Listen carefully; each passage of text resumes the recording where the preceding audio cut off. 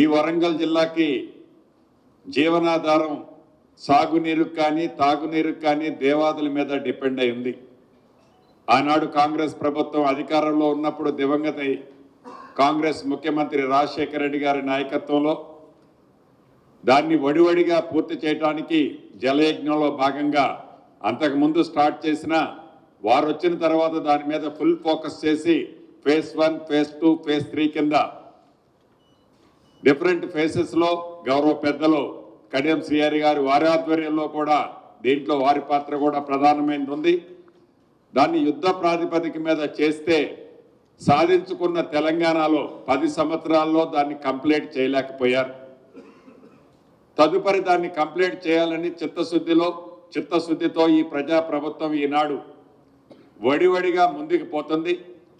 అనుకోకుండా ఈ విపత్కాల పరిస్థితిలో ఆ ప్రాజెక్టుని పూర్తి చేస్తూ ఆ ప్రాజెక్టు ద్వారా వచ్చే నీరు ఏదైతే ఉమ్మడి వరంగల్ జిల్లాతో పాటు పార్ట్ ఆఫ్ ది కొద్దిగా ఖమ్మం, కొద్దిగా నల్గొండ కూడా ప్రాంతానికి కూడా నీరు వస్తుంది.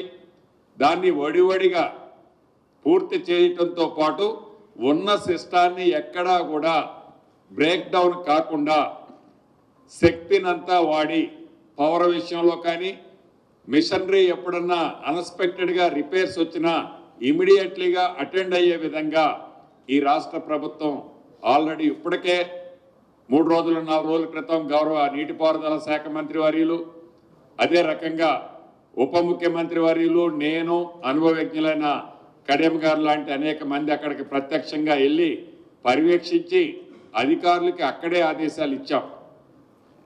ఇవ్వటమే కాకుండా ఈరోజు రివ్యూలో కూడా మెయిన్ ఏజెండా ఏదైతే సోర్స్ ఆల్రెడీ ఆనాడు కాంగ్రెస్ ప్రభుత్వంలో ఏర్పాటు చేసి పార్ట్లీ కంప్లీట్ అయిన దాన్ని మిగతాది ఈనాటి ఈ ప్రభుత్వంలో పూర్తి చేస్తూ నీరివ్వాలనే ప్రణాళికతో ఈరోజు మెయిన్ ఏజెండాగా దాని మీద కూడా చర్చించుకోవడం జరిగింది. ఎందుకంటే గోదావరి బేసిన్లో అంతో ఎంతో ఉపయోగపడేది ఒక్క దేవాదులే.